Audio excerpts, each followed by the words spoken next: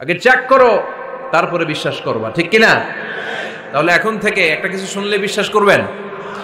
একজন এসে বলল, ভাইজান আপনার মেয়েরা দেখলাম আরেক ছেলের সাথে বাজারে ঘোরাফেরা করে, ওই রমনার বটমূলে দেখলাম আপনার মেয়ে আরেক ছেলেরে নিয়ে ফষ্টি নষ্টি করে, লোকের কথা বিশ্বাস করে বাসায় যে মেয়ের চুলের মধ্যে ধরে মাইর, আইজো মায়ের কাইলো মাইর। এরকম হইতে পারে না? হয়তো ওই লোক আপনার মেয়ের মতো দেখতে আরেক মেয়েকে দেখছিল। এরকম হয় কিনা সমাজে? একজন এসে বললো, ভাই আপনি এখানে ভাবিরে তো দেখলাম ওই জায়গায় আরেক লোকের সাথে ঘোরাফেরা করতেছে, খবর রাখেন না বাসা? আপনি রেগে মেগে, ঘটনা কি? আমার খেয়ে আমার পরে আরেকজনের সাথে, যে এই বাড়িতে যে মাইর, কোনো কথা নেই। দেখবেন যে ছোট্ট মারামারি থেকে এই ঘটনা অনেক সময় বিচ্ছেদ বা ডিভোর্স পর্যন্ত গড়ায়, ঠিক কিনা? ওই যে শোনা কথায় কান দিচ্ছেন, ফাতাবাইয়ুন, আপনি চেক করেন নাই। হয়তো আপনার স্ত্রীর মতো দেখতে বা আপনার স্ত্রী যে জামা পরে, যে পোশাক পরে, এরকম পোশাক পরে আরেক নারীকে দেখছে, আপনার বউ না এটা। আপনার মেয়ের ব্যাপারে যে তথ্য দিয়েছে এটা সঠিক নয়, সে আপনার মেয়ের মতো আরেকটা মেয়েকে দেখেছে, এসে আপনার কাছে বলে দিছে, আপনিও বিশ্বাস করছেন। ভেজাল আছে না নাই? এই ভেজালগুলোকে থামানোর জন্য কোরআনে এই বিধানগুলো নাজিল করেছে কে? তাহলে ফরিদপুরের ভাইয়েরা, সমাজটারে সুন্দর রাখার তথ্য একটা শুনলেই বিশ্বাস করবেন না। সিলে কান নিয়ে গেছে শুনলেই সিলের পিছনে দৌড়, নাকি? কি করবেন? আগে কানে হাত দিয়ে একটু দেখবো কান দুইটা আছে না নাই, তারপরে চিলের পিছনে দৌড়ানো। তাহলে এখন থেকে আমরা তথ্য একটা শুনলেই বিশ্বাস করব। তাহলে কি করবেন? বলতে হবে কি করবেন? যাচাই বাছাই, জাস্টিফিকেশন অফ দ্য নিউজ। কোন নিউজ জাস্টিফিকেশন ছাড়া আমরা প্রচার করব, বিশ্বাস করব, শেয়ার করব না। আল্লাহ বললেন, ইয়া আইয়ুহাল্লাযীনা আমানু লা ইয়াসখার কওমুম মিন কওম। ওহে আমার ঈমানদার বান্দারা, শোনো শোনো, খবরদার কখনো কোনো মুমিন বান্দারে ঠাট্টা করো না, অবজ্ঞা করো না, ঠাট্টা করো না। তার মনে কষ্ট হয় এমন কোন কথা তারে বলো না। নেভার স্কপ অফ এনিবডি, কাউকে নিয়ে ঠাট্টা করবেন না। তার দেহ নিয়ে, তার আকৃতি নিয়ে, তার বংশ নিয়ে। এক লোকের বাবা ছিল চোর, কিন্তু তার ছেলে অনেক ভালো। আপনি কি তারা বলতে পারবেন তুই চোরের ঘরের চোর? বলতে পারবেন? চুরি করছে বাবা, ওর কি দোষ? কথা বলেন। এগুলো কবিরা গুনাহ। আওয়াজ করে বলেন তো, কি গুনাহ? কবিরা গুনাহ। কারো আকৃতি নিয়ে, আমার ফরিদপুরের কলিজার টুকরা যুবক ভাইরা, কারো আকৃতি নিয়ে কখনো অবজ্ঞা করবে না, তুচ্ছ জ্ঞান করবে না। এটা কবিরা গুনাহ, এটা আল্লাহ খুব অপছন্দ করেন। এর কারণ আকৃতিটা আমাদের হাতে নাই। আমাদের কারো নাক লম্বা, কারো খাটো, আমরা কেউ কালো, কেউ সাদা, আমরা কেউ স্মার্ট, কেউ অন্যরকম। তো এই যে আমাদের এক এক ধরনের আকৃতি, এটা কি আমি বানাইছি? আপনি বানাইছেন? দিছে কে? এই জন্য কারো দেহের গঠন নিয়ে যদি আপনি অবজ্ঞা করেন, এটা প্রক্ষান্তরে আপনি স্রষ্টাকে নিয়ে অবজ্ঞা করলেন। কারো দেহের আকৃতি নিয়ে যদি আপনি তুচ্ছ করেন, তাকে তুচ্ছ করেননি, আমার রবকে আপনি তুচ্ছ করেছেন। চিল্লায় বলেন ঠিক কিনা?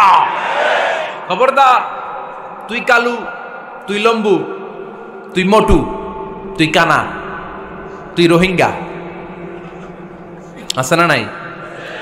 ইদানিং ইদানিং এটা খুব চলে। এই রোহিঙ্গা নামটা আছে না? ফরিদপুরে এগুলো ঢুকে নাই না? আমাদের ওইদিকে দেখি কি অবস্থা, কারোর সাথে কেউ লাগলে তুই রোহিঙ্গা। কি আশ্চর্য, এই গালি কবে আসলো? হ্যাঁ, অনেক ধরনের গালি। ঢাকায় আর একটা চলে ফইন নির্বুত, কি বলে? এই এগুলো আগে শুনি নাই আমরা, রিসেন্ট এগুলো বলা শুরু করছে। ফইন নির্বুত, রোহিঙ্গা না। এগুলো বলে আপনি কাউকে অবজ্ঞা করতে পারবেন? পারবেন না।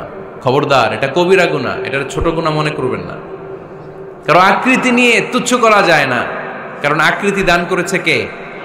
হুয়াল্লাযী ইউসাউইরুকুম ফিল আরহামি কাইফা ইয়াশা লা ইলাহা ইল্লা হুয়াল আজিজুল হাকীম। তিনি এমন সত্তা যিনি তোমাদের চেহারার অবয়ব দিয়েছেন, তোমাদের আকৃতি দান করেছেন তখন যখন তোমরা মায়ের পেটের ভেতরে ছোট্ট জোকের মতো ছিলা। মায়ের পেটের ভেতরে আমরা যখন সবাই এত ছোট্ট, তখনই আমাদের চেহারার আকৃতি দিয়েছে কে? কে সুন্দর হব, কে ছেলে হব, কে মেয়ে হব, কে মোটা হব, কে চিকন হব আমার ইচ্ছা হয়েছি? আওয়াজ করে বলতে হবে, কার ইচ্ছায়? প্রত্যেককে যদি আল্লাহ প্রত্যেকের নিজের চেহারা ডিজাইন করতে দিতেন, আল্লাহ যদি বলতেন তোমার চেহারাটা কেমন হবে তুমি ডিজাইন করো, তাহলে আপনি আপনারা কেমন বানাতেন?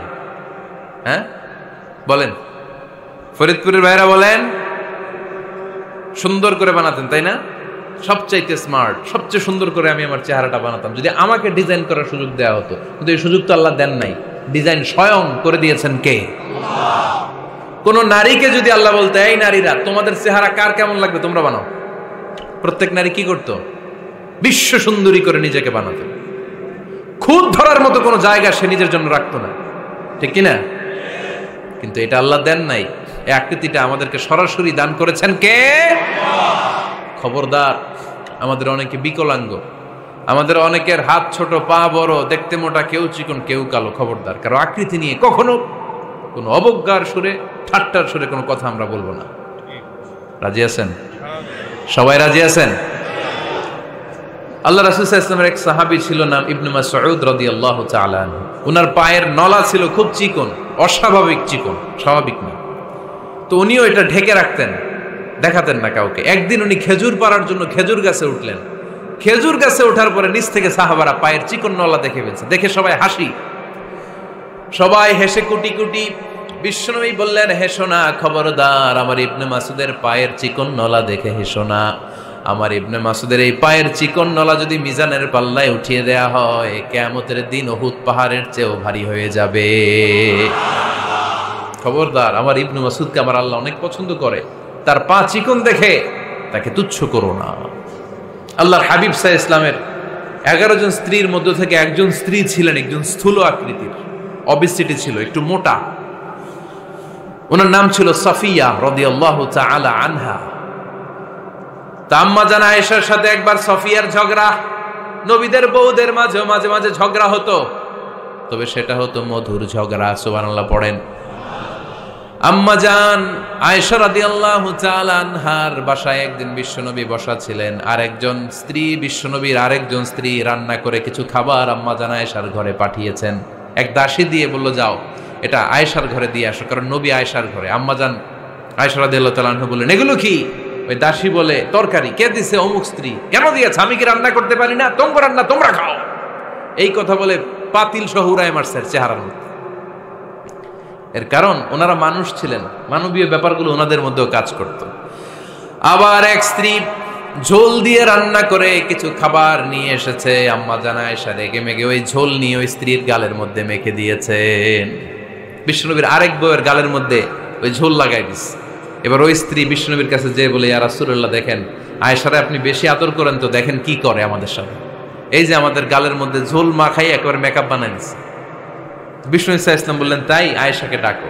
আম্মা জান আয়েশা রাদিয়াল্লাহু তাআলা আনহা আসলেন। আল্লাহ রাসূল সাল্লাল্লাহু আলাইহি ওয়াসাল্লাম বললেন, তুমি কি আমার এই স্ত্রীর সাথে এমন আচরণ করেছো? আম্মা জান আয়েশা বললেন, করেছি। কেন? আম্মা জান আয়েশা বললেন, তখন মেজাজটা গরম ছিল, এখন বুঝতে পারতেছে আসলে এই কাজটা করা ঠিক হয় নাই। এবার বিশ্বনবী বিচার করবেন। বিশ্বনবী বললেন, আল কিসাস, যেমন করা হয়েছে বিচার হবে তেমন। তোমার গালে যেমনি ঝোল লাগাই দিছে, তুমি একটু ঝোল নিয়ে আয়েশার গালে লাগাই দাও। সুবহানাল্লাহ পড়বেন না? ওই স্ত্রীও কিছু ঝোল নিয়ে আম্মা জান আয়েশার গালে লাগাই দিল। এখন দুইজনে হাসতেছে, বিশ্বনবীও হাসলেন, আরশের উপর থেকে খুশি হয়ে গেলেন। কে? তো স্ত্রীদের মধ্যে মাঝে মাঝে এটা ঘটতো। সাফিয়া রাদিয়াল্লাহু তাআলা আনহা ছিলেন একটু মোটা। আম্মা জান আয়েশা বললেন, ইয়া রাসূলুল্লাহ, দেখেন আপনার মুটি বউ, আপনার মুটকি বউ, এই মুটি বউ বলে একদিন একটা গালির মতো দিয়ে ফেলছে।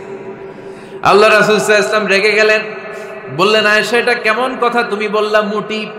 আমার সাফিয়ারে তুমি মুটি বলে গালে দিলা রে আয়েশা। ইয়া আয়েশা লাকাদ কুলতি লা কালিমা লাউ মুজিজাত বিমাইল বাহরি লামাজাজাতহু।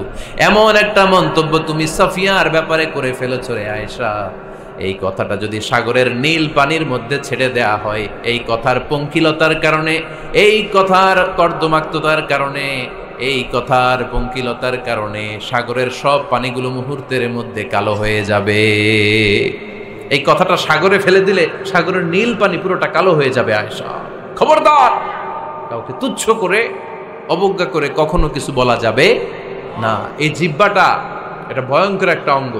বেশিরভাগ পাপ এই জিহ্বা দিয়ে হয়। কি দিয়ে হয়?